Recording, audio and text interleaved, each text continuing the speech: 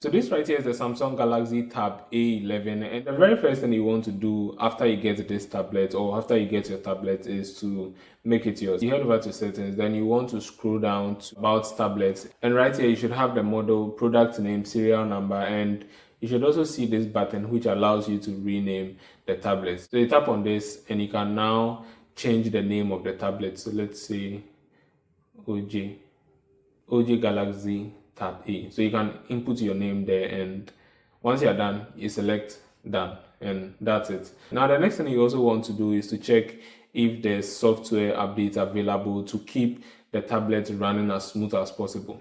So still inside settings, you want to head over to software update.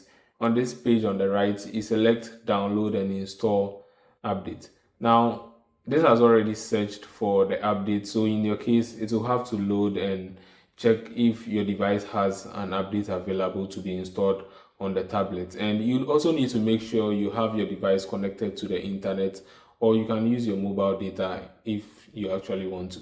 Now once you see a software update ready to be installed, you can then select install, and this is going to download and install the available update for your tablet. So here's a quick tip for you. So just in case you want to have access to your notifications here, you do not need to reach all the way here to pull down to access your notification panel. So all you need to do is just swipe down on any of the empty spaces on the home screen, and you should be able to have access to your notification panel.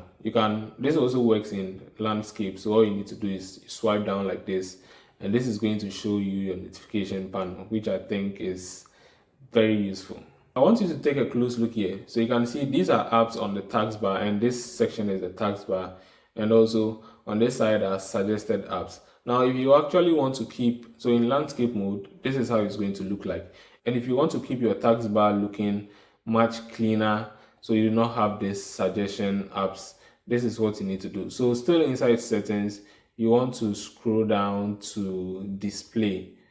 So you go to display, you scroll down, and you should see taskbar right here. You select taskbar, and as you can see, there's an option here which allows you to have this enabled or disabled. You can show up to 2 apps or 4 apps, and this is going to give you 4 app suggestions. When you select up to 2, it's going to show up to 2 app suggestions. Now if you want to have this turned off completely, you just tap this toggle and it's going to disable the feature.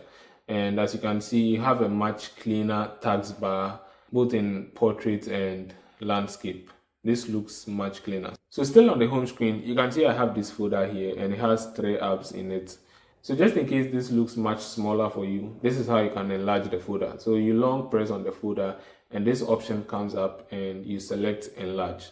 And yeah, so you're able to see the apps you have in the folder, and I think this looks much better than the smaller one. Now let's dive deeper, and this is how to enable split screen on this tablet. So you head over to settings, then you want to scroll down to advanced features, and you should see labs here. You tap on that, and then you make sure you have multi-window for all apps turned on. And once you are done, we can start splitting some screens.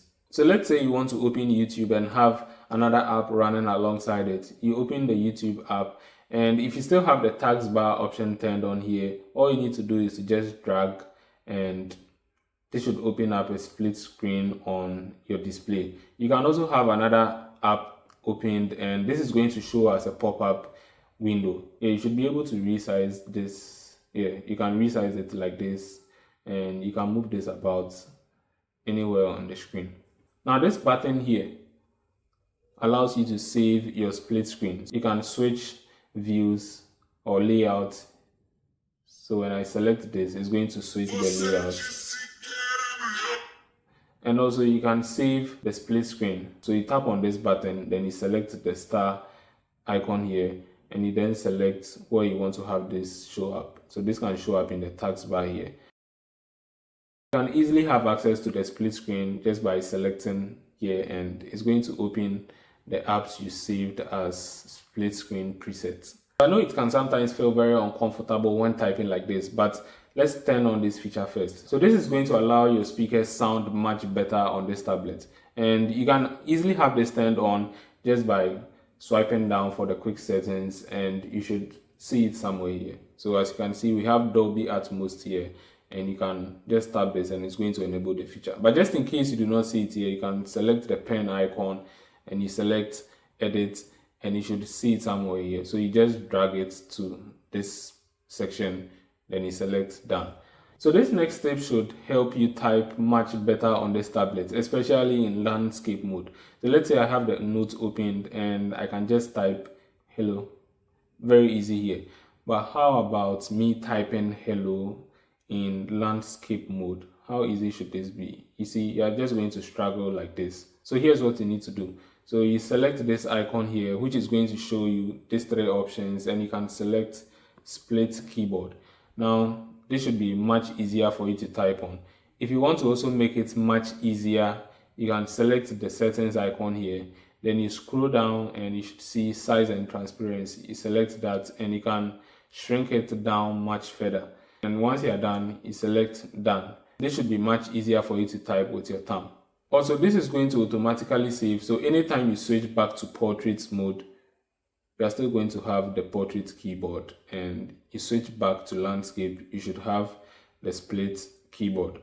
Now this next step should help your screen feel much smoother. I think by default it's going to be turned on, but in case you do not have this turned on by default, you head over to settings, then you want to scroll down, then you select display right here. You scroll down again on this side and you should see motion smoothness. You select that and there are two options here. You want to make sure this is set to adaptive, and it's going to make your screen feel much smoother, and you're also going to get way smoother animations.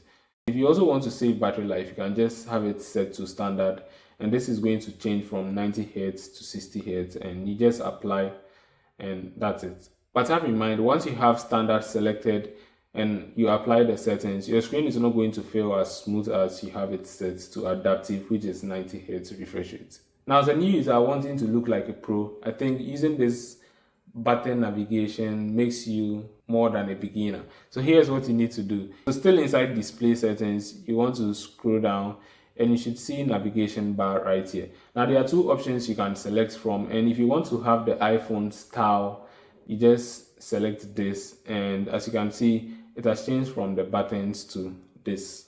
If you want to go back to the home screen, all you need to do is to swipe up like this, and it's going to take you back to the home screen. Let's say you want to have access to your recent apps too. You swipe and hold and it's going to show you your recent apps. Now between these two, which one do you prefer? Let me know down in the comment section. Also, to have access to the Assistant app after switching to this, all you need to do is to swipe inward from the button corners on the screen, and you should be able to have access to your Assistant app, as you can see. This next feature should help you save your battery, just in case you are not ready to be changing it anytime soon. So all you need to do is head over to settings, then you want to scroll down, you select battery, and right on this page here, you should see battery protection. You tap on this, then you toggle this switch to enable the feature, and you have these two options here you can select from. So you have basic, and with basic selected, this is going to allow you to charge your device to 100%, and it will charge back once the battery drops to 95%. So as you can see here, when your battery is charged to 100%, charging will stop and battery level drops to 95%, and then the charging will start again. Also, you have this option here, which is maximum, and maximum allows you to select your preferred charging level. So you can have it set to 80%, 85%, 90 or 95%. Once your device charges up to 85%, it's going to stop charging. Mostly, I think it's best you can have it set to 95. So now let's make your tablet look much cooler. And as you can see, this looks very boring. Nothing is changing here, the same wallpaper. So what you need to do is you long press on any space on the home screen, then you select wallpaper and style. And this is going to bring you to this page. And you then select change wallpaper. Right on this page, you want to scroll down and you should see wallpaper service. You select dynamic lock screen wallpaper settings, and you can now download any of these images, and you can just select any of these to download. So let's see, you download, and if you want to use your mobile data to download this, you make sure you have this enabled, and it's going to allow you to use your mobile data to download. So you can have any of these dynamic images set: landscape, plant, dogs, cat, and more. And once you have them selected, it's automatically going to apply, and this is how your lock screen should look like. So from this, so you have different lock screen anytime you turn off and turn on your tablet. Remember we talked about split screen. Now here's one thing you also need to know to help you have access to the split screen, and if you do not want to go through the other method. So you head over to settings, then you go to advanced features. Now right here you should see multi-window. You select that, then you want to make sure you toggle the switch next to swipe for split screen. So all you need to do is with your two fingers you swipe like this, and this is going to help you have a split screen window, and you can now select the second app you want to have as your split screen, or you want to have running alongside with the app you already had running. Also, you can have apps open in pop-up view, and you go back, you select swipe for pop-up view, and you make sure you have this turned on. You can increase the top corner area sensitivity as well. So let's say I want to open the settings app as a pop-up view. All you need to do is you swipe down like this from the corner, and this should help you open that app in the pop-up view. Very simple. And these are some tips for the Samsung Galaxy Tab A11.